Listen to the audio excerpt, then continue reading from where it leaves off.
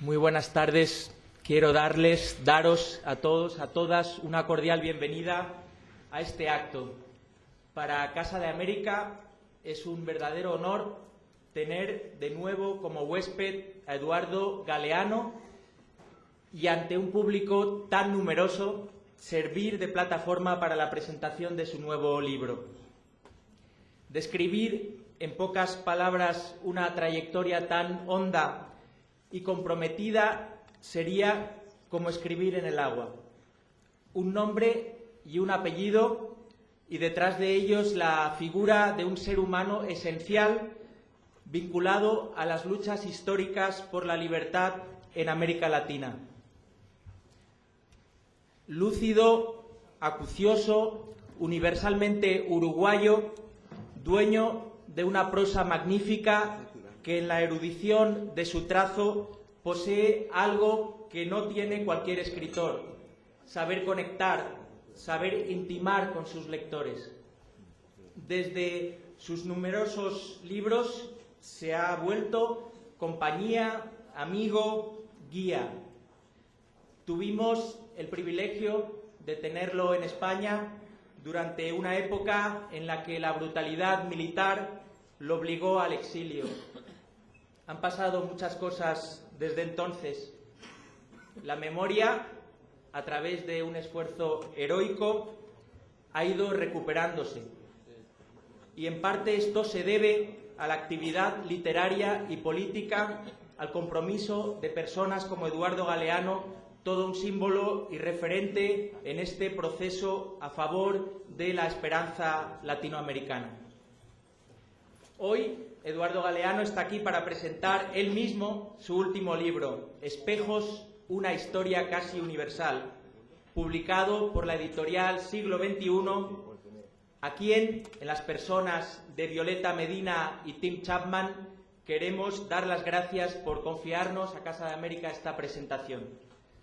Del libro, de su ironía luminosa, de su elegante contundencia, les va a hablar el propio Eduardo Galeano, a quien voy a dejar en el uso de la palabra, y nunca mejor dicho, no sin recordarles que con posterioridad a su intervención habrá un turno de preguntas y respuestas, un coloquio, pero no, lamentablemente, un espacio para la firma de libros, que sí lo van a tener con Eduardo Galeano el fin de semana en el marco de la Feria del Libro. Y en concreto les doy los datos: el sábado 31 en la caseta de siglo XXI en la feria a la 1 de la tarde y en la caseta de Rafael Alberti a las 6:30 de la tarde. Y el domingo 1 de junio a la 1 de la tarde en la caseta de Traficantes de Sueños. Así que con este anuncio y con la bienvenida y el agradecimiento a Eduardo Galeano, le cedo la palabra y les pido un nuevo aplauso para él. Gracias.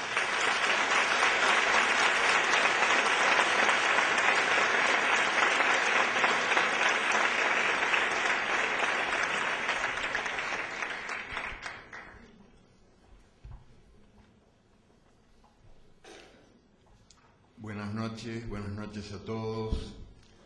Gracias por venir. Quiero empezar diciéndoles que voy a dedicar la lectura de esta noche, este espacio de encuentro con ustedes esta noche aquí, a los exiliados de la República Española que en Montevideo me enseñaron buena parte de lo que sé sobre la dignidad de los vencidos y la solidaridad humana.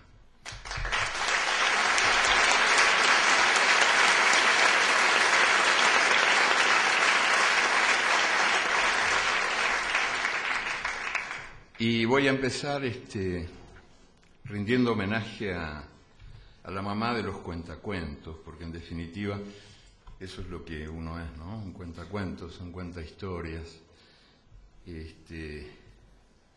Una señora que se llamaba Sherezade, que vivió en Bagdad 1000 años antes de que fuera bombardeada la ciudad por un señor que cree que la escritura se inventó en Texas.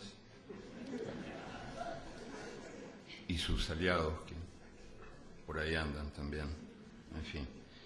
Y esta señora Sherezade fue una de las jóvenes destinadas al lecho de un rey o sultán, según la traducción que prefieran, que se casaba cada noche y cada mañana enviudaba por vengarse de alguna traición por mujer cometida, de modo de que estas niñas, estas jóvenes llegaban al palacio, en la noche perdían la virginidad y al amanecer la cabeza. Sherezade se las arregló, en cierto modo se las alegró también, para ir cambiando un cuento por cada nuevo día de vida. Y yo creo que ella fue la maestra en el arte de narrar, y por eso es que Las Mil y una Noches siguen siendo un libro imbatible. Contaba historias por ella imaginadas o escuchadas o leídas, y mientras las iba contando a la luz de la luna, con una voz susurradita, de tiempo en tiempo de reojo miraba al sultán para ver si no le estaba estudiando el pescuezo. Y por eso el arte de narrar, que nació del miedo de morir y nos enseña a festejar la alegría de vivir, tiene un primer mandamiento que dice: prohibido aburrir. Y yo espero no aburrirlos con la lectura de este libro. No se asusten, no voy a leer las 600 historias que forman espejos, sino algunitas nomás para dar una idea de lo que el libro contiene, empezando por una historia que creo que puede servir de síntesis preliminar, que se llama El héroe, y que dice así: ¿cómo hubiera sido la guerra de Troya contada desde el punto de vista de un soldado anónimo, un griego de a pie, ignorado por los dioses y deseado no más que por los buitres que sobrevuelan las batallas? Un campesino metido a guerrero, cantado por nadie esculpido, un hombre cualquiera, obligado a matar y sin el menor interés de morir por los ojos de Helena. ¿Habría presentido ese soldado lo que Eurípides confirmó después? ¿Que Helena nunca estuvo en Troya? ¿Que solo su sombra estuvo allí? ¿Que 10 años de matanzas ocurrieron por una túnica vacía? Y si ese soldado sobrevivió, ¿qué recordó? ¿Quién sabe? Quizás el olor del dolor, y simplemente eso. 3000 años después de la caída de Troya, los corresponsales de guerra Robert Fisk y Fran Sevilla nos cuentan que las guerras huelen.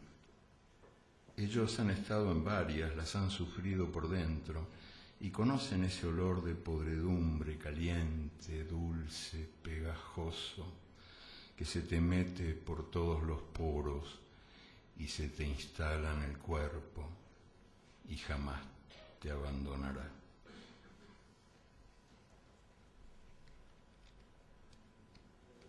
Como es el libro de los nadies, o intenta hacerlo,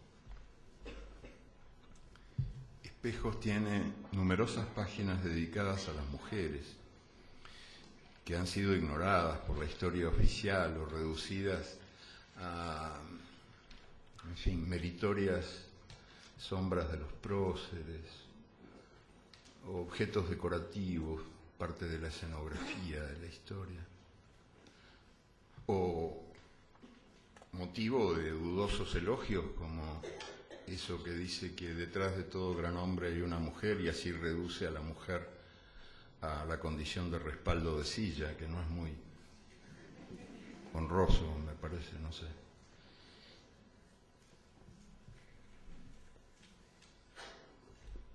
Este primer texto, son muchísimos, pero voy a elegir 2 o 3 nomás, que tienen que ver con el tema.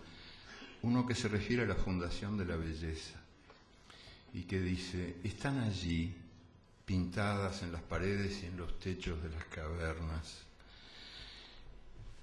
Este texto nació en Altamira, cuando yo tuve la suerte de visitar las cuevas de Altamira, antes de que el ingreso fuera complicado, creo que ahora virtualmente prohibido, pero tuve la suerte de ver las pinturas, estas prehistóricas, ahí echado en una mesa de piedra, en los techos, y ahí me hice la pregunta que remata este texto y que ustedes van a escuchar al final. Están allí, pintadas en las paredes y en los techos de las cavernas, estas figuras, bisontes, alces, osos, caballos, águilas, mujeres, hombres. No tienen edad, han nacido hace miles y miles de años, pero nacen de nuevo cada vez que alguien las mira. ¿Cómo pudieron ellos, nuestros remotos abuelos, pintar de tan delicada manera?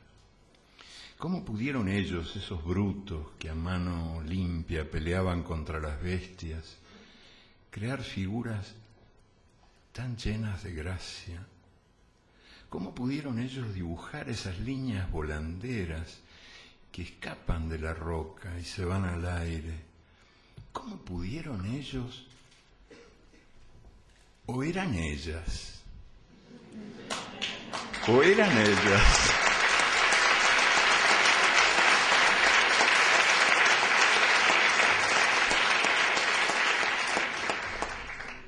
Entre las numerosas mujeres que figuran en estas páginas, o que yo intenté revivir en estas páginas, está la emperatriz Teodora.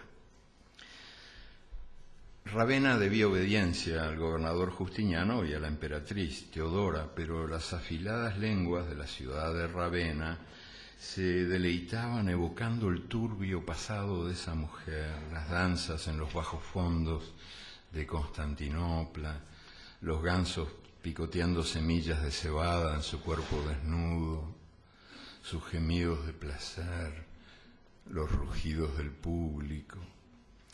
Pero eran otros los pecados que la puritana ciudad de Ravenna no le podía perdonar.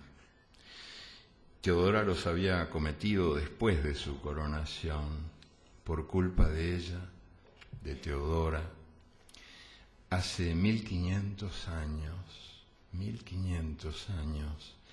el imperio cristiano bizantino fue el primer lugar en el mundo donde el aborto fue un derecho, donde no se penaba con muerte el adulterio, donde las mujeres tenían derecho de herencia, donde estaban protegidas las viudas y los hijos ilegales, donde el divorcio de la mujer ya no era una hazaña imposible y ya no estaban prohibidas las bodas de los nobles cristianos con mujeres de clases subalternas o de religión diferente.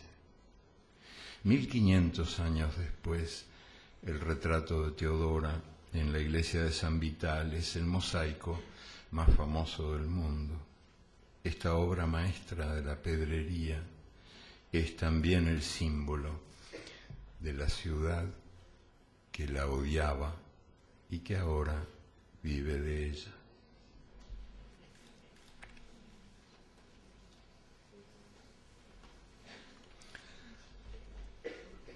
Otra, mucho tiempo después.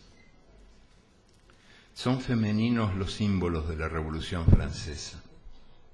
Mujeres de mármol o bronce, poderosas tetas, desnudas, gorros frigios, banderas al viento. Pero la Revolución Francesa proclamó la Declaración de los Derechos del Hombre y del Ciudadano, y cuando la militante revolucionaria Olympiade de Gouges propuso la Declaración de los Derechos de la Mujer y de la Ciudadana, marchó presa. El Tribunal Revolucionario la condenó y la guillotina le cortó la cabeza. Al pie del cadalso, Olimpia preguntó: si las mujeres estamos capacitadas para subir a la guillotina, ¿por qué no podemos subir a las tribunas públicas? No podían hablar, no podían votar. La Convención, que era el Parlamento Revolucionario, había clausurado todas las asociaciones políticas femeninas y había prohibido que las mujeres discutieran con los hombres en pie de igualdad. Las compañeras de lucha de Olympiade de Gouges fueron a parar al manicomio y poco después de su ejecución fue el turno de Manon Roland. Manon era la esposa del ministro del Interior, pero ni eso la salvó. La condenaron, comillas, textual, por su antinatural tendencia a la actividad política. En fin, no es una advertencia, pero menos mal que las cosas han cambiado, pero no han cambiado porque los machos les hayamos regalado el cambio, han cambiado porque las mujeres lo conquistaron. Ella, Manon Roland, había traicionado su naturaleza femenina, hecha para cuidar el hogar y para parir hijos valientes, y había cometido la mortal insolencia de meter la nariz en los masculinos asuntos de Estado. Así que la guillotina volvió a caer. Después vino la primera Comuna de París, que duró bastante, creo que 2 años y pico, si no recuerdo mal, y ahí se sometió a votación el voto femenino, o sea, nosotros los machos decidimos si las hembras podían votar. Y la votación tuvo un resultado conmovedor, porque terminó 799-1, eran 800 votos. Y yo contra el voto femenino, naturalmente. Y hubo un voto a favor del voto femenino, del derecho de las mujeres a votar. Y yo siempre me pregunté, ¿quién sería un travesti? ¿Quién un voto? ¿Cómo pudo ser? Bueno, después vino la segunda comuna y ni siquiera se ocupó del asunto. Un último texto para rendir homenaje a una gallega, que yo siempre fui muy preguntón, ¿no? Así me fue en la vida. Y de chiquito siempre hacía preguntas incómodas, bueno. Y entonces siempre preguntaba, yo vivía en un barrio donde había una calle que se llamaba Concepción Arenal. Y yo decía, ¿quién es Concepción Arenal? ¿Quién era? Nadie sabía. Después vine a España y pregunté, algunos sabían, pero pocos. Y es una pena, porque vale la pena saber quién fue Concepción Arenal. Pasó la vida luchando con alma y vida contra el infierno de las cárceles y por la dignidad de las mujeres, presas de cárceles disfrazadas de hogares, contra la costumbre de absolver generalizando. Ella llamaba al pan pan y al vino vino. Decía, cuando la culpa es de todos, es de nadie. Así se ganó unos cuantos enemigos, y aunque a la larga su prestigio ya era indiscutible, a su país le costaba creérselo, y no solo a su país, a su época también le costaba creérselo. Allá por 1840 y algo, Concepción Arenal había asistido a los cursos de la Facultad de Derecho en Madrid, disfrazada de hombre, el pecho aplastado por un doble corsé. Era de tetas porfiadas, entonces un corsé y otro más. Allá por 1850 y algo, seguía disfrazándose de hombre para poder frecuentar las tertulias madrileñas, donde se debatían temas impropios a horas impropias. Y allá por 1870 y algo, una prestigiosa organización inglesa, la Sociedad Howard para la reforma de las prisiones, la nombró representante en España, y el documento que la acreditaba fue expedido a nombre de Sir Concepción Arenal. 40 años después, otra gallega, Emilia Pardo Bazán, fue la primera mujer catedrática en una universidad española. Ningún alumno se dignaba a escucharla. Daba clases para nadie. Otra pregunta de esas incómodas que a mí siempre se me dio por hacer. ¿Adán y Eva eran negros? Porque en África empezó el viaje humano en el mundo. Desde allí emprendieron nuestros abuelos la conquista del planeta, y los diversos caminos fundaron los diversos destinos, mientras el sol se ocupaba del reparto de los colores. Ahora las mujeres y los hombres, arcoíris de la tierra, tenemos más colores que el arcoíris del cielo, pero somos todos africanos emigrados. Somos todos africanos y somos todos emigrados. No viene mal recordarlo en estos tiempos.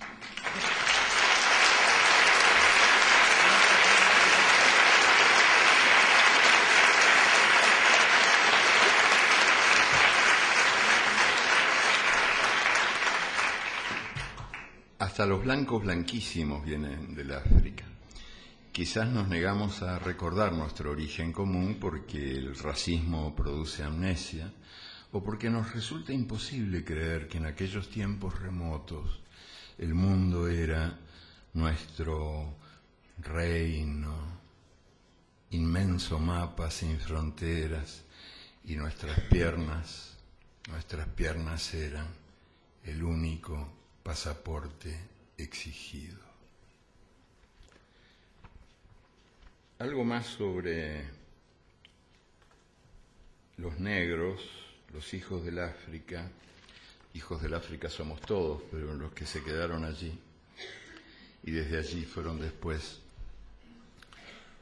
y están siendo todavía obligados a buscar destino bajo otras tierras y otros soles.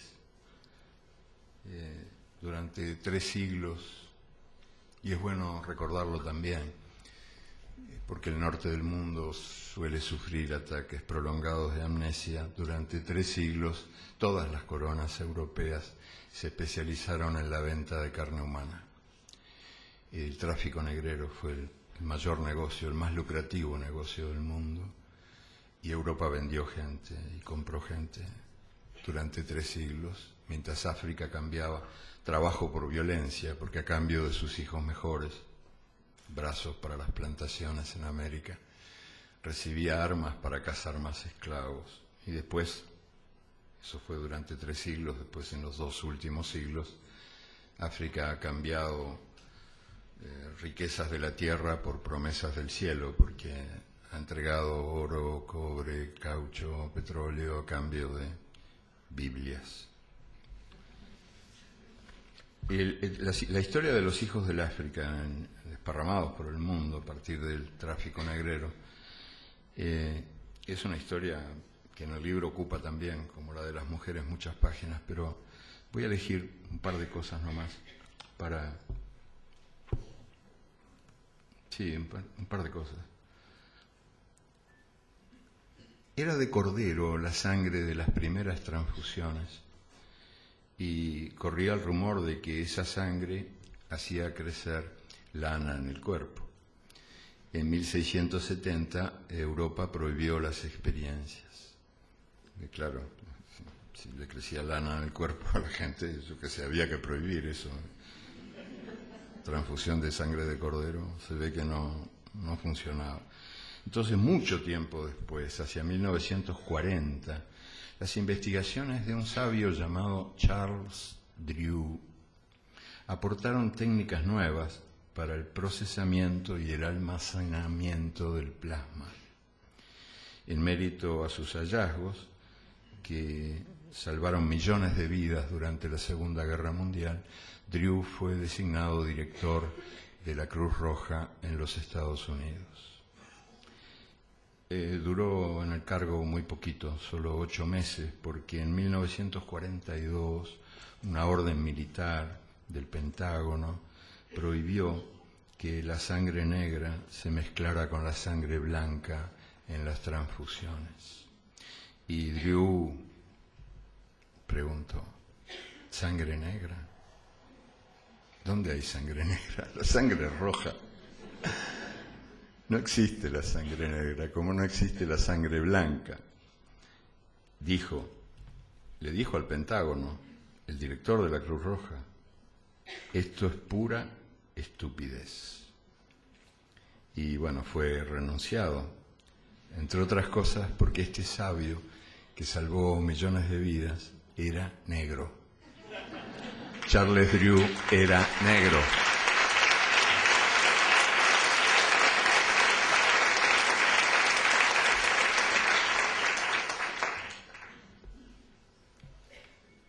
Y otra, entre las muchas posibles, que no les voy a leer enteras porque es un poquito más largas, pero se las voy a resumir.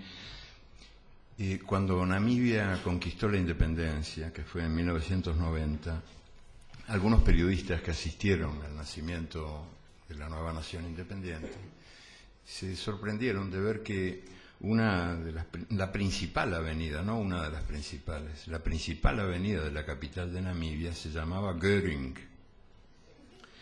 Entonces los periodistas no podían creer, pero Göring, caramba, pero no era Göring el famoso jefe nazi, sino su papá, Heinrich Göring, el que había merecido ser nombre de la avenida principal. Pero no era mucho mejor que el hijo, porque ese había sido el fundador de los campos de concentración en Namibia, que fueron el ensayo experimental de los campos de concentración en Alemania. Él fue el que confirmó una orden de exterminio dictada por el general Lothar von Trotha, que creo que es abuelo o padre de la directora de cine, lo cual es una prueba de que la especie mejora, de que la especie humana tiene destino, porque es una mujer formidable, una gran directora, pero este era un hijo de puta total, que decretó la orden de exterminio contra los negros hereros que se habían alzado en rebelión contra el poder colonial. Y entonces mataron a casi todos, expulsaron, bueno, fue terrible, los que no murieron de bala murieron de desierto, porque eran expulsados a los soles del desierto sin ninguna protección, ni alimentos, ni agua, ni nada. Ahí de cada 4 hereros en Namibia murieron 3. Y los sobrevivientes de la carnicería fueron a parar a los campos de concentración que Göring, papá, el padre de Göring, programó. Y fue entonces que nació la palabra Konzentrationslager en lengua alemana. Los campos que, a decir verdad, se inspiraban en un antecedente británico en África del Sur, fueron perfeccionados por los alemanes. Combinaban el encierro, el trabajo forzado y la experimentación científica. Como después ocurrió, los prisioneros que extenuaban la vida en las minas de oro y diamantes eran también cobayos humanos para la investigación de las razas inferiores. Y en esos laboratorios trabajaron Theodor Mollison y Eugen Fischer, que fueron maestros de Joseph Mengele. Mengele pudo desarrollar sus enseñanzas a partir de 1933, cuando Göring hijo fundó los primeros campos de concentración en Alemania siguiendo el modelo que su papá había ensayado en África.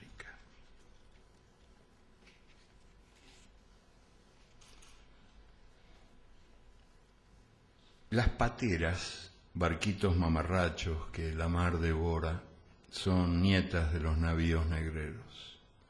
Los esclavos de ahora, que ya no se llaman así, tienen la misma libertad que tenían sus abuelos arrojados a golpes de látigo a las plantaciones de América. No se van, los empujan. Nadie emigra porque quiere. Desde el África y desde otros lugares, los desesperados huyen de las guerras y las sequías y las tierras extenuadas y los ríos envenenados y las barrigas vacías. Las ventas de carne humana siguen siendo las exportaciones más exitosas del sur del mundo. El culpómetro indica que el inmigrante viene a robarnos el empleo y el peligrosímetro lo señala con luz roja. Si es pobre, joven y no es blanco, el intruso, el que vino de afuera, está condenado a primera vista por indigencia, inclinación al caos o portación de piel. Y en cualquier caso, si no es pobre, ni joven, ni oscuro, de todos modos merece la malvenida porque llega dispuesto a trabajar el doble a cambio de la mitad. El pánico a la pérdida del empleo es uno de los miedos más poderosos entre todos los miedos que nos gobiernan en estos tiempos del miedo. Y el inmigrante está situado siempre a mano a la hora de acusar a los responsables del desempleo, la caída del salario, la inseguridad pública y otras temibles desgracias. Antes Europa derramaba sobre el sur del mundo soldados, presos y campesinos muertos de hambre, pero esos protagonistas de las aventuras coloniales han pasado a la historia como agentes viajeros de Dios. Ahora el viaje ocurre al revés. Los que llegan o intentan llegar desde el sur al norte son protagonistas de las desventuras coloniales que pasarán a la historia como mensajeros del diablo. Serán usados mientras sirvan y luego arrojados a la basura. Úselo y tírelo, es el lema del mundo de nuestro tiempo.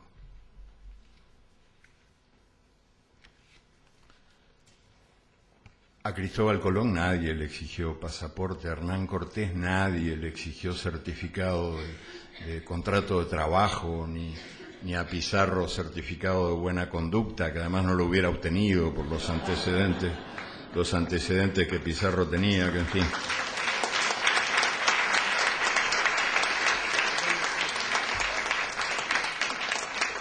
Y cuenta la historia oficial que, esta es otra cosa también, otra pregunta mía de las preguntas del preguntón, que yo hice cuando era chiquito, ¿no?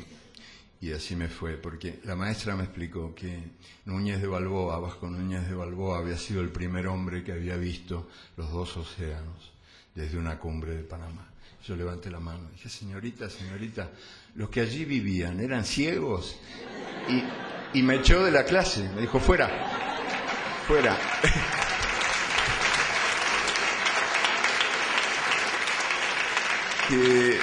Que es mi destino natural, ¿no? Ser echado de la clase, así me va en la vida. Pero bueno, no puedo dejar de preguntar, ¿quiénes pusieron sus primeros nombres al maíz y a la papa y al tomate y al chocolate y a las montañas, a los ríos de América? ¿Quiénes? ¿Los que allí vivían eran mudos? Lo escucharon los peregrinos del Mayflower. Dios decía que América era la tierra prometida. ¿Los que allí vivían eran sordos?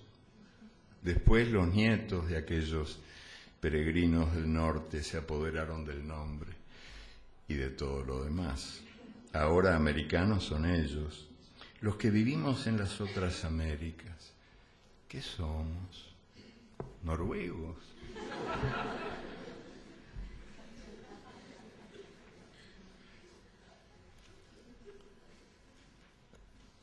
Miles de muertos sin sepultura deambulan por la pampa argentina. Son los desaparecidos de la última dictadura militar. La dictadura del general Videla aplicó en escala jamás vista la desaparición como arma de guerra. La aplicó, pero no la inventó. Un siglo antes, el general Roca había utilizado contra los indios esta obra maestra de la crueldad, que obliga a cada muerto a morir varias veces y que condena a sus queridos a volverse locos persiguiendo su sombra fugitiva. En la Argentina, como en toda América, los indios fueron los primeros desaparecidos. Desaparecieron antes de aparecer. el general Roca llamó conquista del desierto a su invasión de las tierras indígenas. La Patagonia era un espacio vacío, un reino de la nada, habitado por nadie, y los indios siguieron desapareciendo después. Los que se sometieron y renunciaron a la tierra y a todo fueron llamados indios reducidos hasta desaparecer, y los que no se sometieron y fueron vencidos a balazos y a sablazos desaparecieron convertidos en números, muertos sin nombre en los partes militares, y sus hijos desaparecieron también, repartidos como botín de guerra, llamados con otros nombres, vaciados de memoria, esclavitos de los asesinos de sus padres.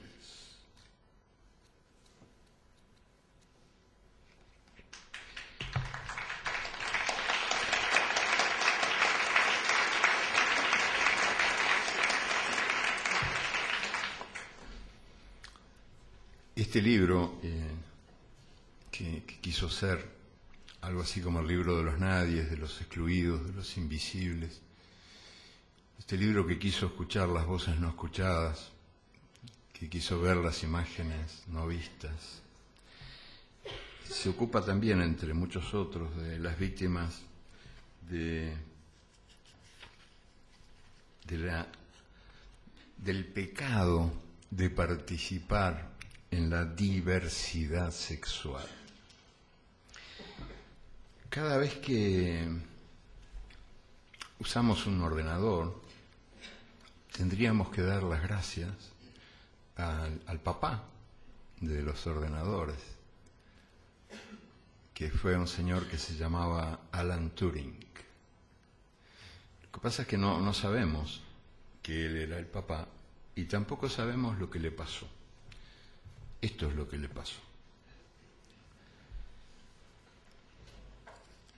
Por no ser macho, lo que se dice macho, hombre de pelo en pecho, Alan Turing fue condenado. Él chillaba, graznaba, tartamudeaba, usaba una vieja corbata a modo de cinturón, dormía poco, pasaba días sin afeitarse y corriendo atravesaba las ciudades de punta a punta mientras mentalmente iba elaborando complicadísimas fórmulas matemáticas. Trabajando para la inteligencia británica, unos años atrás, había ayudado a abreviar la Segunda Guerra Mundial cuando él inventó la máquina capaz de descifrar los indescifrables códigos del alto mando militar de Alemania. Para entonces, Turing ya había imaginado un prototipo de ordenador electrónico y había echado las bases teóricas de la informática moderna. Después dirigió la construcción del primer ordenador que operó con programas integrados. Con el ordenador jugaba interminables partidas de ajedrez y le formulaba preguntas que al pobre ordenador lo volvían loco y le exigía que le escribiera cartas de amor. La máquina obedecía, pero emitía mensajes más bien incoherentes. Pero no fueron máquinas, fueron policías de carne y hueso los que en 1952 se lo llevaron preso en Manchester por indecencia grave. Sometido a juicio, Turing se declaró culpable de homosexualidad. Para que lo dejaran libre, aceptó someterse a un tratamiento de curación. La homosexualidad era un crimen y además una enfermedad. El bombardeo de drogas lo dejó impotente, le crecieron tetas, se encerró, ya no iba ni a la universidad, escuchaba murmullos, sentía miradas que lo fusilaban por la espalda. Antes de dormir, era costumbre, comía una manzana. Una noche inyectó cianuro en la manzana que iba a comer. No se sabe cuántos homosexuales murieron en los campos de concentración nazis en la Segunda Guerra, en los tiempos de la Segunda Guerra. No estoy.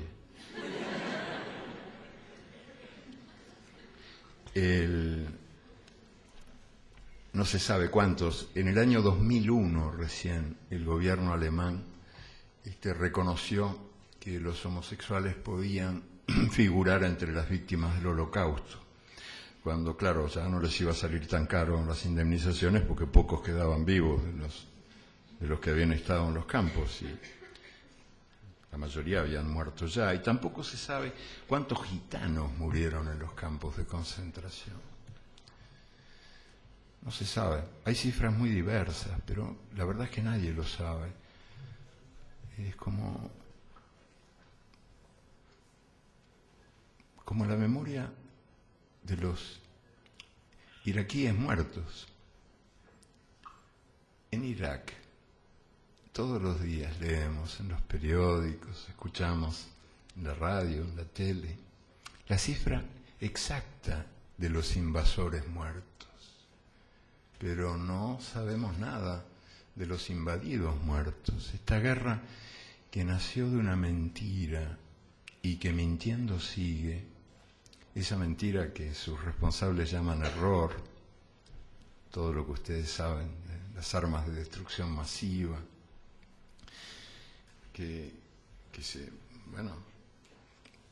no solo Bush y este otro Blair, que condenado al triste destino de ser colonia de la que había sido su colonia, no solo ellos insistieron mucho en que Irak era un peligro para la humanidad. Hubo hasta un español y todo, no me acuerdo el nombre ahora, que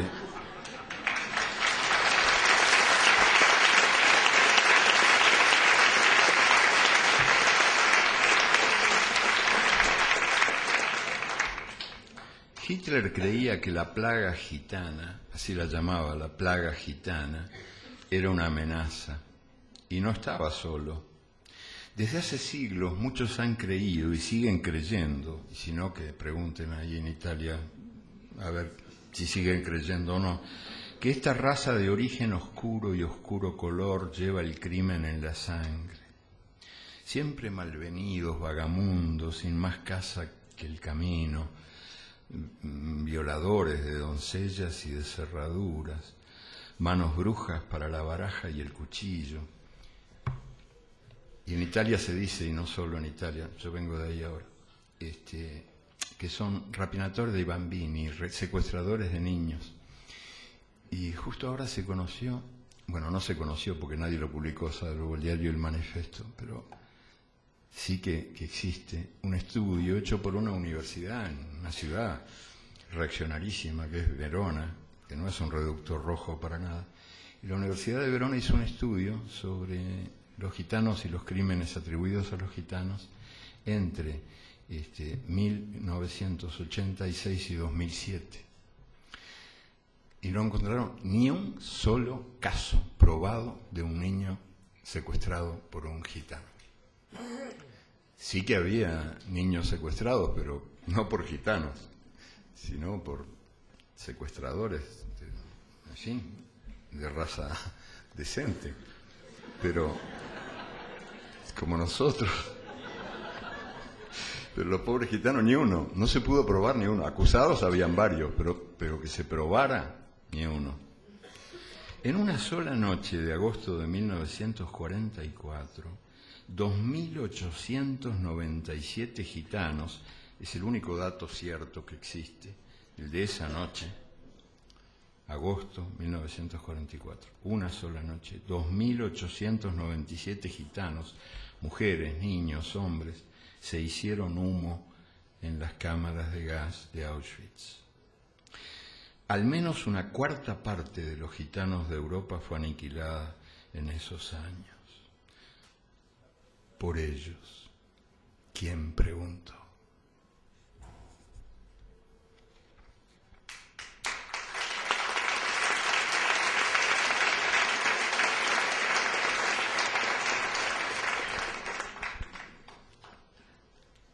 El amor que pasa, la vida que pesa, la muerte que pisa. Hay dolores inevitables. y así es nomás, y ni modo. Pero las autoridades planetarias agregan dolor al dolor y encima nos cobran por ese favor que nos hacen.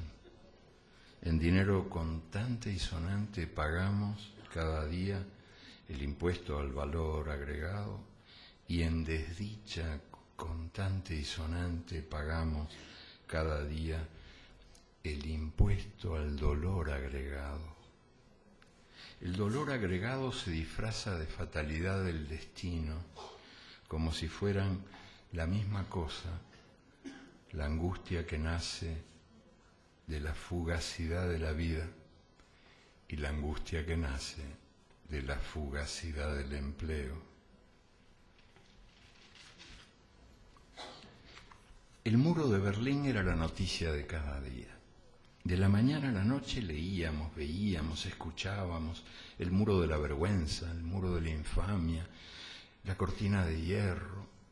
Por fin ese muro que merecía caer, cayó. Pero otros muros brotaron y siguen brotando en el mundo. Y aunque son mucho más grandes que el de Berlín, de ellos se habla poco o nada. Poco se habla del muro que los Estados Unidos están alzando en la frontera mexicana, para que se sepa que la libertad es la libertad del dinero, pero no la de la gente. Hay algunos que confunden la libertad del dinero con la libertad de la gente. Y en América Latina tenemos una larga experiencia. Felicitaciones a Milton Friedman, que gracias a la libertad del dinero tuvo un premio Nobel. Pero gracias a la libertad del dinero Chile tuvo al general Pinochet, o sea que convendría que se supiera que no son la misma cosa. Y por si hay algún confundido, los Estados Unidos están construyendo un enorme muro todo a lo largo de la frontera con México. El dinero puede pasar, las mercancías también, pero la gente no, porque la gente no es digna de confianza. No es, hay mucho jodido entre la gente.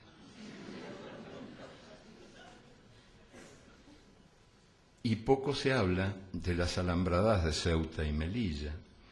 Casi nada se habla del muro de Cisjordania, que perpetúa la ocupación israelí de tierras palestinas y que será 15 veces más largo que el muro de Berlín.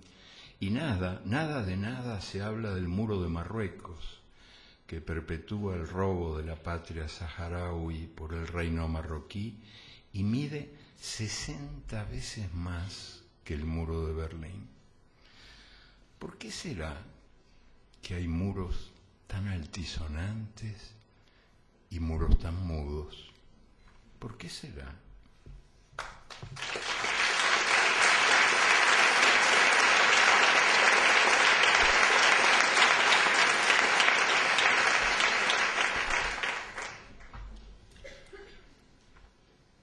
El siglo XX, que nació anunciando paz y anunciando justicia,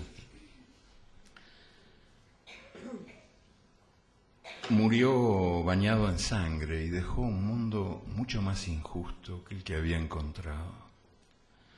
El siglo XXI, que también nació anunciando paz y justicia, está siguiendo los pasos del siglo anterior. Allá en mi infancia yo estaba convencido de que todo lo que en la Tierra se perdía iba a parar a la Luna. Sin embargo, los astronautas no han encontrado sueños peligrosos, ni promesas traicionadas, ni esperanzas rotas. Si no están en la Luna, ¿dónde están? ¿Será que en la Tierra no se perdieron? ¿Será que en la Tierra se escondieron? ¿Será que en la Tierra están esperándonos a nosotros, los humanitos? Darwin nos informó que somos primos de los monos, no de los ángeles. Y después supimos que veníamos de la selva africana y que ninguna cigüeña nos había traído desde París. Y no hace mucho nos enteramos de que nuestros genes son casi igualitos a los genes de los ratones. Ya no sabemos si somos obras maestras de Dios o chistes malos del diablo. Nosotros, los humanitos, los exterminadores de todo, los cazadores del prójimo, los creadores de la bomba atómica, la bomba de hidrógeno y la bomba de neutrones, que es la más saludable de todas porque liquida a las personas pero deja intactas las cosas. Los únicos animales que inventan máquinas, los únicos que viven al servicio de las máquinas que inventan, los únicos que devoran su casa, los únicos que envenenan el agua que les da de beber y la tierra que les da de comer, los únicos capaces de alquilarse o venderse y de alquilar o vender a sus semejantes, los únicos que matan por placer, los únicos que torturan, los únicos que violan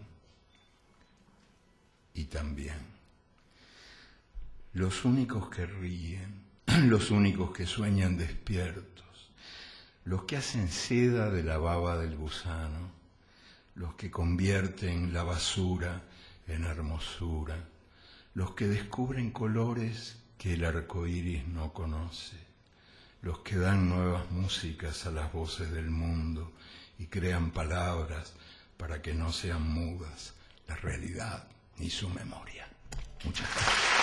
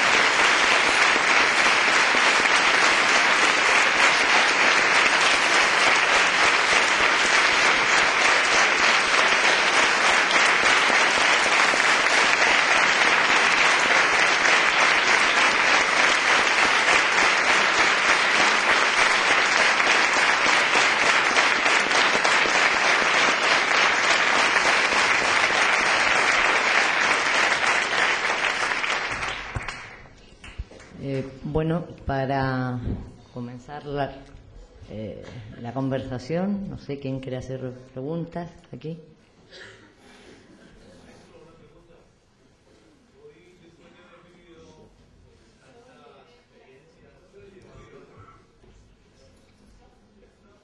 ¿Nos podrían traer, por favor, ahí viene, el micrófono? Un segundito.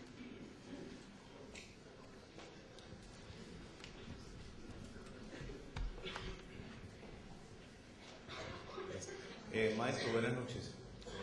Hoy, después de haber vivido pues tantas experiencias en su vida, ¿qué sensaciones reflejan esos espejos? ¿Hay una sorpresa o qué ocurre? Sí, yo me sorprendo.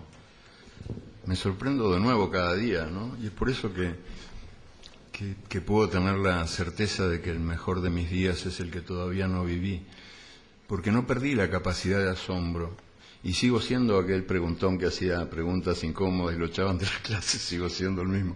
O sea que eso es lo bueno que tiene la vida, que uno puede hacer muchas veces a lo largo de ella y que cada día puede ser el primer día de la vida que empieza. Eso es lo que te puedo decir. Y el libro está lleno de asombros míos también, de cosas que yo fui descubriendo que no sabía que existían y que bueno, me ayudaron a creer que el mundo está embarazado de otro mundo. Más preguntas, por favor. Maestro, su trayectoria como revolucionario, evolucionario, no lo sé exactamente, es la que avala, digamos, este último libro. En este último libro encontramos de alguna forma una síntesis, una forma de ver de usted. Están los traficantes del miedo, aquellos que dicen que todos los que fueron malos, que todos los que vienen son peores. Están los traficantes del odio, aquellos que dicen que todos los bienvenidos son malos y que todos los que los recibimos son malos o son peores. Y la única pregunta, yo que soy bilingüe, por lo que usted ve, o trilingüe, si usted quiere, es ¿qué canción le podemos dedicar a la esperanza como el Che?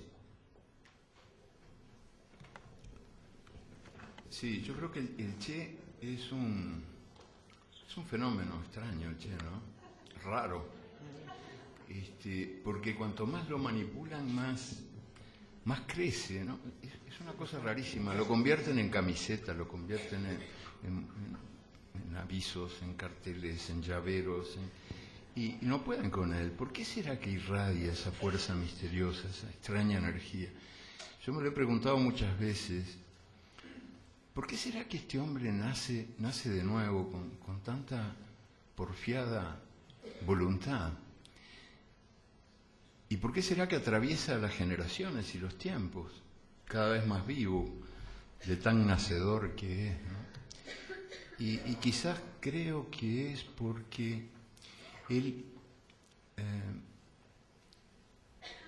dijo lo que pensaba y porque él hizo lo que dijo.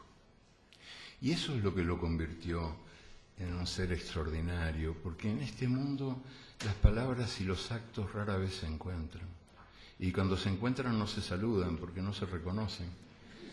Y yo creo que esa es la clave que explica que el Che siga naciendo tan asombrosamente como nace este porfiado nacedor.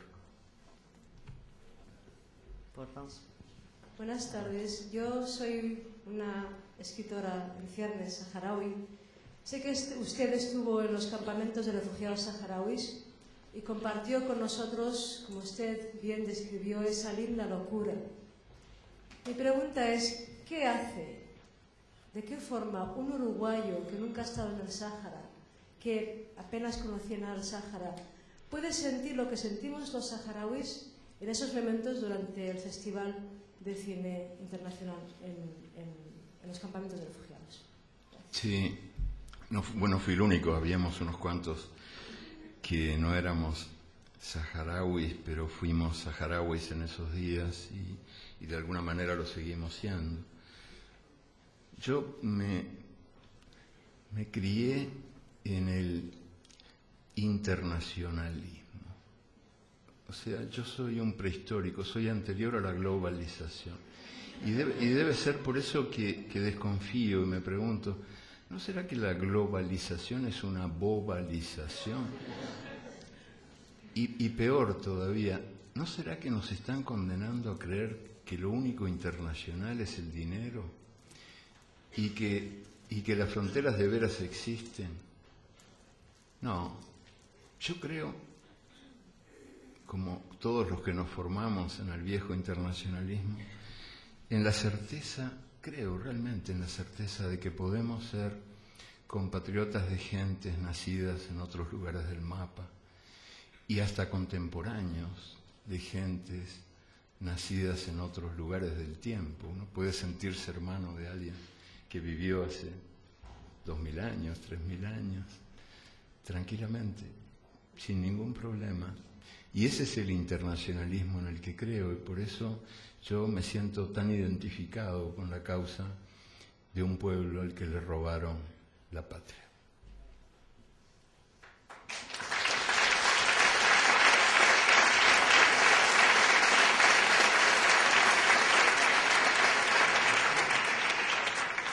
Sí, muy buenas tardes.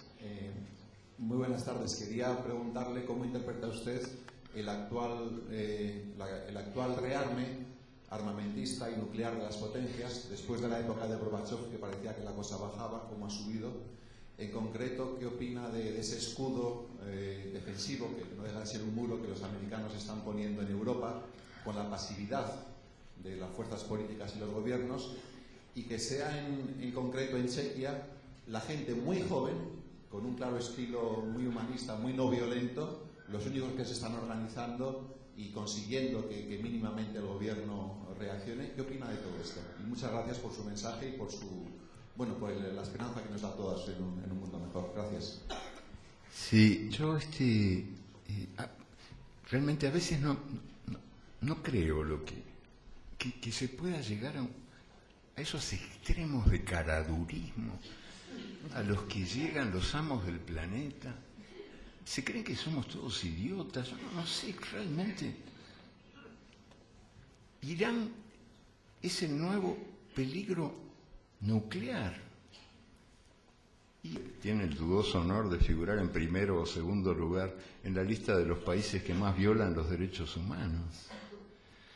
Yo no creo que Irán sea ningún paraíso, pero de ahí a creerme el cuento de que ellos inventan malos de la película cada tanto. Los malos a veces eran buenos antes, después se vuelven malos, los dioses y los diablos intercambian papeles, como en un teatro del horror. Saddam Hussein era buenísimo, justamente cuando estaba en guerra contra Irán. Fue tapa de Time, el hombre del año. Y después fue malísimo, un Satán, un Hitler. Stalin era buenísimo en los años de la Segunda Guerra, después fue malísimo. Y Bin Laden era un hombre al que los Estados Unidos le dieron de comer en la boca, le enseñaron cómo tirar tiros, todo, porque era buenísimo cuando combatía contra los comunistas, que eran malísimos. Pero después Bin Laden se convirtió en el malísimo más malo de todos, que es un profesional de la maldad. Cada vez que Bush lo necesita, le dice, ay, Bin, por favor, come here, help me, porque me siento solo, la gente ya no me cree, las encuestas bajan. Y ahí viene Bin Laden y dice, me voy a comer a todos los niños crudos, voy a aniquilar el mundo entero. Y ahí, súbitamente, las encuestas para arriba de nuevo, porque se ejerce la dictadura del miedo. Estamos sometidos a una dictadura universal del miedo, que no es esto del miedo no tiene nada de inocente, porque es lo que justifica el hecho, de otro modo injustificable, de que el mundo consagre sus mejores energías y sus recursos más cuantiosos a la industria de la muerte.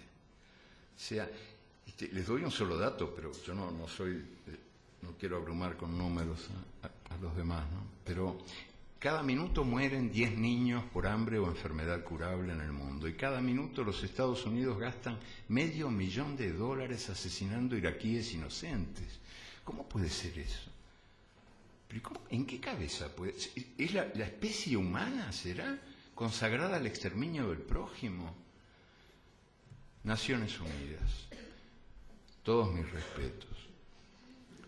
Pero en la Asamblea General están todos los países, y eso es muy bueno. Solo que la Asamblea General formula recomendaciones. Las decisiones las toman otros. El Uruguay hasta presidió y todo la Asamblea General, fue un orgullo patrio. Pero para formular recomendaciones, por ejemplo, se recomienda que Marruecos reconozca que los saharauis tienen derecho a decidir por su cuenta, si quieren o no ser independientes. Y esa resolución de las Naciones Unidas, que se repitió varias veces, no fue obedecida jamás, nadie le hace caso, es una recomendación. Todos los años se repite la recomendación de que Israel abandone los territorios palestinos ocupados. Israel, sordo, ni se entera. El bloqueo de Cuba por Estados Unidos es la misma historia. Y así la lista es larguísima. Las decisiones las toma el Consejo de Seguridad. Y dentro del Consejo de Seguridad, los decididores son 5 países, que son los 5 países que tienen derecho de veto. Y esos son los países que velan por la paz mundial. Pero resulta que son también los principales fabricantes de armas. O sea, ¿qué mundo donde la paz está en manos de los que hacen el negocio de la guerra? ¿Qué mundo ¿Qué mundo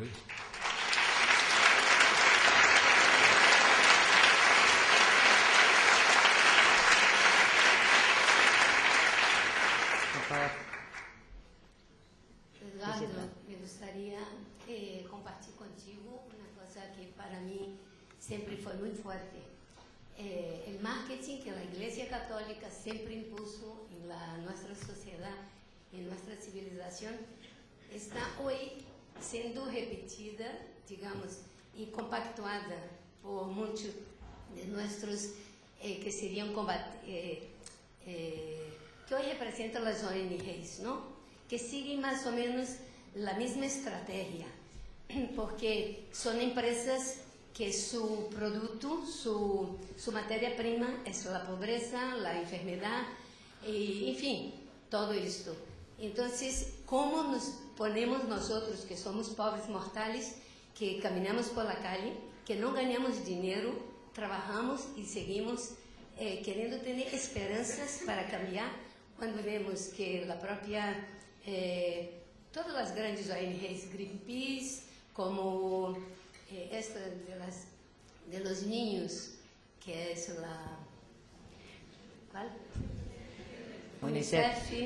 En fin, todas estas que son megas empresas y que poderosísimas y que llevan 99% del abono que las personas normales contribuyen creyendo que están apoyando y ayudando a los países, digamos, que necesitan, ¿no?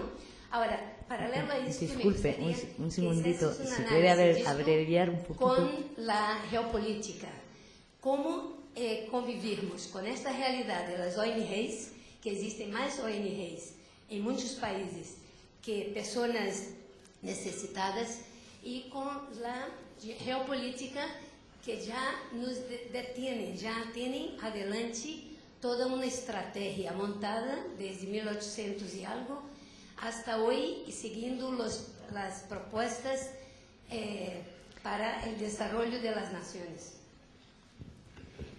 Un alcance, por favor, las próximas preguntas que sean breves, porque hay bastante gente que quiere preguntar y ya vamos a ir acotando un poco, ya unas 4 preguntas más o 5 como máximo, pero que sean breves, por favor.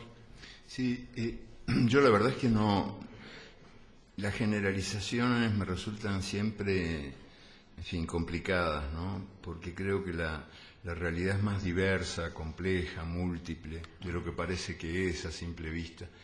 Y las demonizaciones también. Yo no creo que se pueda demonizar a las ONGs así en su conjunto, es decir, son todas diabólicas o jodidas y a costa de los pobres se dan la gran vida, comen pobreza, como quien dice. Bueno, hay algunas que sí, pero otras que no. Y entonces no creo que pueda contestar esa pregunta, por la sencilla razón de que habría que ver de qué se trata en cada caso, de cada ONG, dónde opera, cómo, quiénes son, pero no creo que sean todas malas ni que sean todas buenas. Además, yo eso del mundo dividido en buenos y malos, en fin, no me lo creo mucho, ¿no? Creo que somos todos contradicciones andantes, paradojas andantes.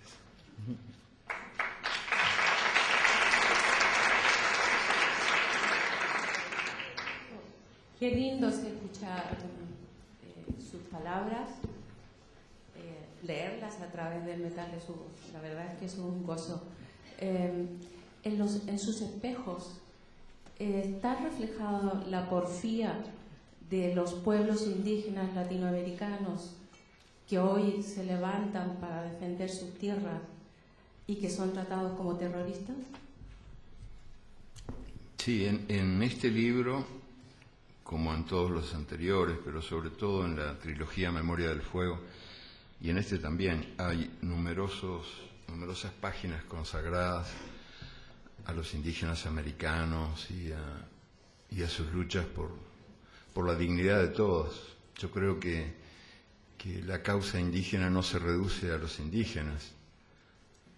Por supuesto que es indignante que en Chile estén sometidos a juicio por terrorismo los indios mapuches que defienden sus tierras contra las grandes empresas que vienen a robarlas y a envenenarlas. Claro que eso es un escándalo, pero sobre todo creo que vale la pena escuchar esas voces, las voces indígenas, que han sabido perpetuar algunas verdades que el mundo perdió, ¿no? Cuando uno ve que el mundo anda así, como borracho, no sé, como ciego en tiroteo, sin saber para dónde ir, muchas veces son las voces del pasado las que iluminan el camino del futuro. Y esas voces han sido milagrosamente salvadas en América por los primeros hijos de las Américas, que pudieron, mal que bien, sobrevivir a 5 siglos de matanzas y desprecios para que esas verdades sigan vivas. Por citarte 2 ejemplos que no están en el libro porque son posteriores, pero el libro no es tampoco un catálogo de todo, ¿no? Pero sí es un libro escrito así un poco como las cosas iban saliendo a medida que iban ocurriendo. Pero por citar un par de ejemplos, la supervivencia de la cultura indígena pongamos por caso en Ecuador, ha hecho posible un milagro que no registraron los grandes medios de comunicación, pero que a mí me parece digno de celebración, y es el hecho de que en la nueva Constitución, que se discute ahora en Ecuador, por primera vez en la historia de la humanidad, se reconoce a la naturaleza como sujeto de derecho. Y eso ha sido... Sí.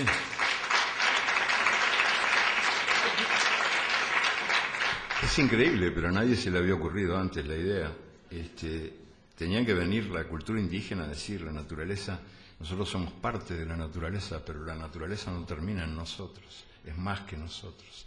Y ella merece respeto, merece ser sujeto de derecho, y no solo objeto de propiedad, como ha sido siempre, para ser devastada, maltratada, porque los que creen, como creen las antiguas culturas americanas, que la naturaleza no es algo exterior a nosotros, no es una tarjeta postal, no es un paisaje, sino que nosotros somos hermanos de todos los que tienen piernas, pero también de todos los que tienen patas, alas o raíces. Son culturas que veneran a la tierra, al agua, a los bienes terrenales, sagrados, y por creer que son sagrados fueron castigados a lo largo de toda la conquista y lo que vino después, porque al principio fueron azotados o marcharon a la horca o al fuego en nombre de Dios, pero después en nombre de la civilización y del progreso, y siguen siendo ultrajados, robados, saqueados, violados, y sin embargo porfiadamente han mantenido el fueguito encendido, ese fueguito que nos permite creer en la recuperación de eso que yo llamo el arcoíris terrestre. Todos los colores que nos están esperando para ser revelados y que no podemos ver porque el racismo nos impide verlo y porque el racismo nos obliga a menospreciar esas culturas que tienen tanto que decir. Buena parte de la demonización en la gran prensa europea de líderes, jefes de Estado como Evo Morales en Bolivia o Correa en Ecuador, proviene de que ellos sí creen que vale la pena recuperar esas tradiciones que no son meras supersticiones, porque, bueno, Dios no quiso ser un jefe universal de policía. No, no es verdad. La cruz no quiso ser una sombra de la espada. La cruz no quiere seguir siendo una sombra de la espada. Y eso explica no solo que en el Ecuador ahora se esté reconociendo que la naturaleza es sujeto de derecho, sino también que en Bolivia empiecen a pasar cosas raras, como por ejemplo que por primera vez se reconozca el derecho de un paciente en un hospital público a pedir la presencia de uno de esos llamados brujos o hechiceros, de los médicos tradicionales, de los que han perpetuado la medicina original de las Américas, día tras día, siglo tras siglo, a pesar de la persecución de lo que fue llamado idolatría, porque como ustedes saben, idolatría son las religiones que no son la de uno. Esas son las idolatrías. Y supersticiones son también las religiones que no son la religión verdadera, que siempre es la que uno profesa, por supuesto, así como se cree que dialectos son todos los idiomas que uno no habla, ¿no? Bueno, eso. Eduardo, antes que nada, muchas gracias por todo lo que nos has dicho. Yo te he seguido tu trayectoria desde hace mucho tiempo Fui un niño adolescente a los 14 años cuando leí Las venas abiertas de América Latina, en mi país de origen, que es Chile. Y tal como tú cuentas en el epílogo, fue en un libro fotocopiado que había pasado por muchas manos y que clandestinamente lo guardábamos en una carpeta para que no se viera el título ni el autor del libro. Yo quería agradecerte que hables por muchas de las minorías o mayorías minorizadas que hay en el mundo. Has hablado de la población africana, has hablado de los gitanos, has hablado de los pueblos originarios de América Latina, entre ellos los mapuches, y quería preguntarte específicamente por la situación de los gitanos, del pueblo gitano. Tú en un poema lo citas. El pueblo gitano, sabemos que en España tiene está conformado aproximadamente por 800.000 personas, y es un pueblo que ama la libertad. Yo tuve el honor cuando fui en un trabajo mío de atención social, trabajar con muchas familias gitanas, y ese sentido de la libertad muchas veces no se entiende desde quizá la sociedad paya española. A mí me gustaría que ahondaras un poco más, y más aún que tú viviste en Barcelona, parte de tu exilio, y conoces bien esta realidad. Muchas gracias, Eduardo. Sí, yo no soy la persona más indicada, probablemente tú me puedes enseñar a mí mucho más que lo que yo pueda decir sobre el tema. Yo me limito a confesarles mi perplejidad cuando veo que la historia se repite, esto que ocurrió ahora con los campamentos allá en Nápoles, ¿no? Incendiados por la gente, por unos cuantos energúmenos, pero resulta que esos energúmenos cuentan con el aplauso del ministro del Interior, horror de horrores, que dijo: está muy bien, ellos están haciendo lo que el Estado no es capaz de hacer, dijo el ministro del Interior, estimulando así la cacería de los gitanos, y además con el aplauso de la mayoría de la población. Según las encuestas, más del 80% considera que está muy bien quemar los campamentos gitanos, por una desconfianza natural hacia la vida nómada, o sea, hacia esa vocación de libertad que yo también creo que los gitanos tienen. Pero bueno, ellos se las arreglan, como los indios de las Américas se las han arreglado para perpetuar algunas verdades que siguen siendo verdaderas a pesar de las mentiras impuestas, y siguen creyendo que somos sagrados porque venimos de la tierra que también es sagrada. Así los gitanos han sabido perpetuar sus certezas de libertad. El símbolo perfecto es Django Reinhardt gitano. En un incendio de la carpa había perdido casi toda la mano izquierda, solo le quedaban 2 dedos y medio de la mano izquierda, y él tocaba la guitarra. Y la mano izquierda es fundamental en la guitarra, como saben todos, menos yo, que soy bastante bruto para la música, pero el hecho es que Django Reinhardt, con 2 dedos y medio en la mano izquierda, pudo ser el mejor, o uno de los mejores, si no el mejor, guitarrista de toda la historia del jazz. Y yo digo, bueno, él había sido mutilado en un incendio, y su pueblo, el pueblo gitano, ha sido mutilado en tantos incendios, y sin embargo sigue siendo capaz de prodigiosa hermosura.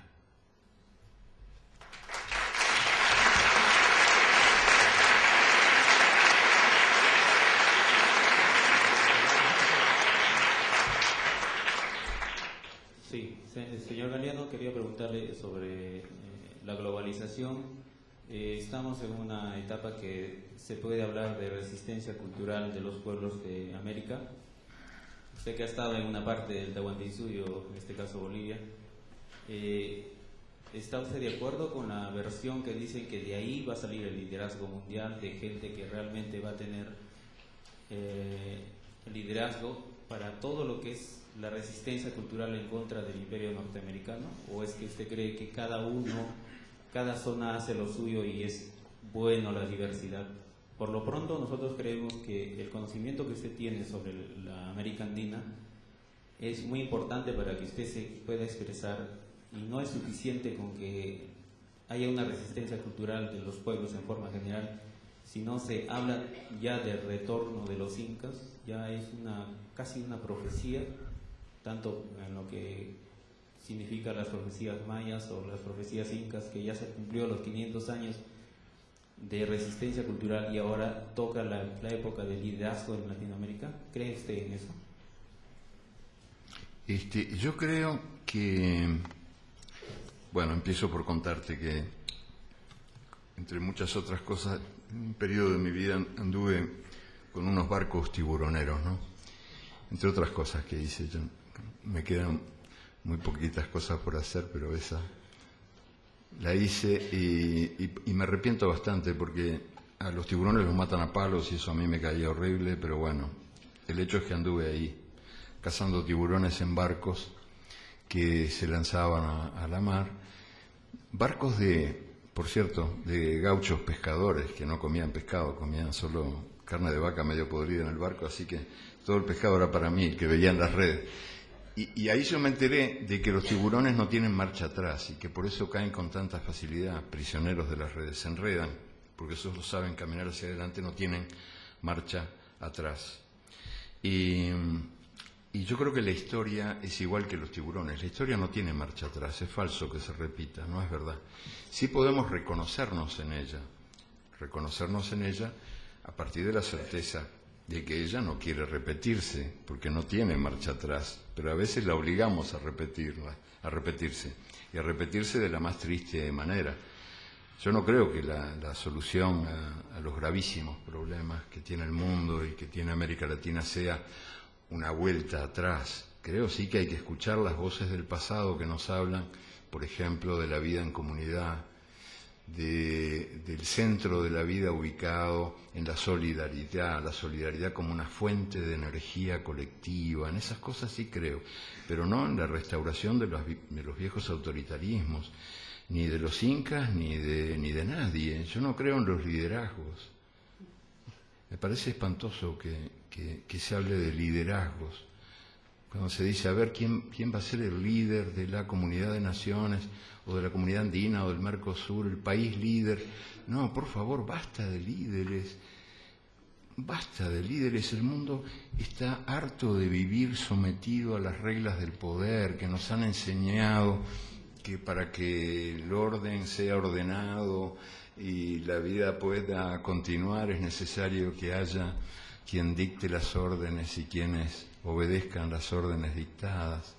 Yo no creo en ningún tipo de liderazgo. Y me parece que las estructuras de poder en México y en Perú en tiempos precoloniales eran muy autoritarias. O sea, el mundo de los incas y el mundo de los aztecas eran universos muy verticales, de poder vertical. Y yo no creo en eso. Lo que creo es en la supervivencia de los valores que de veras vale la pena perpetuar, el valor de comunidad, el carácter sacro, sagrado de la naturaleza. No toda tradición es buena por ser tradición, hay tradiciones horrorosas. Por ejemplo, las tradiciones que nos enseñan que hay que cortar el clítoris de la mujer porque el clítoris nos amenaza, lo que indican es el pánico de los machos ante las hembras solamente, pero en nombre de eso no se puede ejercer la forma más inmunda de la propiedad privada, que es la propiedad de las personas, la propiedad de la mujer por el hombre, la propiedad de los hijos por los padres. No, eso no. Yo no creo en el derecho de propiedad, y mucho menos en el derecho de propiedad de las personas, que es el peor de todos.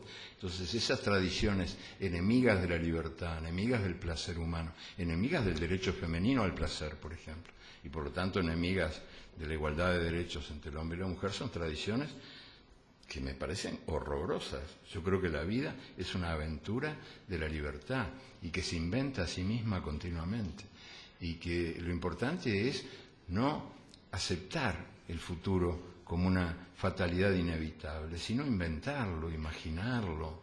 O sea, yo no creo que la solución esté en regresar al siglo VIII o en regresar al siglo XIV. Me parece que eso es comprensible en este tiempo de la prepotencia organizada por un puñado de naciones contra todas o casi todas las demás. Es comprensible que haya mucha gente que busque refugio en el pasado remoto y en ciertas verdades inconmovibles, aparentemente pronunciadas de una vez para siempre, pero yo no creo en eso.